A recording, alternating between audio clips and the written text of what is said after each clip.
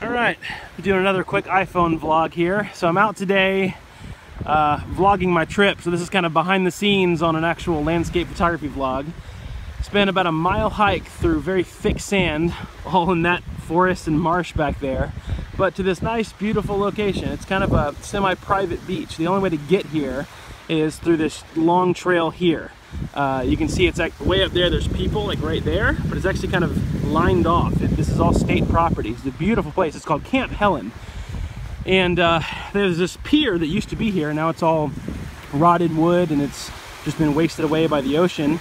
I'm shooting over here with the Fujifilm X-T2. And I wanted to give you guys a quick tip. So when the Fujifilm firmware came out, a lot of people were wondering why the voice memos was a needed feature. Everyone was wondering, why would you even need voice memos? You know, especially as a landscape photographer. Well, let me show you what's going on, and I'll tell you why I need the voice memos.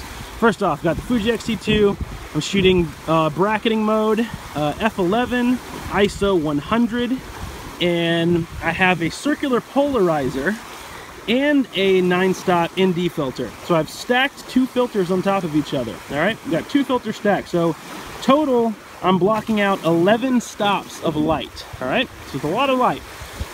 It's very sunny, midday sun, so I need the 11 stops of light to just give me some very interesting movement in the water. I need some interest. Now this is basically my composition, but I'm showing some of the waves as well. And with the long exposure, it's kind of streaking the waves, and it's giving me some nice, you know, soft water and a little bit of movement in the clouds. We're actually getting a couple of clouds show up today. But what I'm doing is, so here's the issue. Why do I need voice memos? So I'm shooting on the X-T2 at about 25 millimeters, something like that, all right? And because these two beams of the pier are so close, I can't, there's just, the hyperfocal distance doesn't calculate. It doesn't make sense for me to be able to get the foreground and the background all in sharp focus. It's just impossible since these are so close to my lens. So I'm focusing right there on that angular piece of wood, and then I'm also focusing back here on the horizon line. So I'm taking a set of 3 brackets focused on the foreground and a set of 3 brackets focused on the horizon line, which is basically infinity, all right? And so I'm voice memoing on my X-T2 saying bracket of 3, focus foreground, and then I'm voice memoing on the other saying bracket of 3, focus background. And what that's allowing me to do is to know exactly which ones in post-processing are my sets of 3 where I was focus stacking. Because I also did a few where I was at a wider angle and kind of further back, and those were not focus stacked.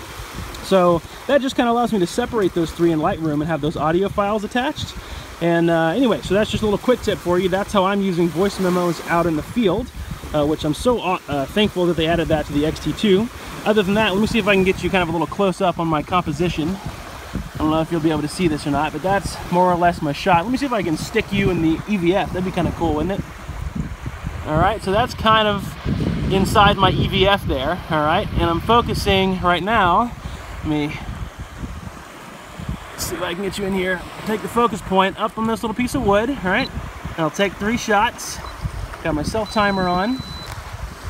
So it's taking the shots right now. I'll show you guys a preview when it's done. All right, anyway, this is just a beautiful place. So it's gonna take a minute because I'm blocking out 11 stops of light. But there's my GoPro camera down there taking a time lapse because I'm actually recording a photography vlog for the YouTube channel for this. So you'll see that in probably a week or so when it's done being edited. And here, let me press the play button and stick you guys back in the viewfinder. All right, and that is more or less what the result looks like. And then of course it's bracketed, so you have, you know, you're underexposed, overexposed. All right, but there you go, super soft water. It's just a nice simple composition, nothing too complicated, but with the right, you know, a couple little tricks and add-ons in post-processing, I can get it looking pretty good. So I'm gonna continue enjoying this beautiful weather and beautiful water and continue having fun with the old X-T2 there. And you can see it's just a beautiful, beautiful beach. So, yeah, thank you guys for watching, and I will see you guys in the next one. Take care.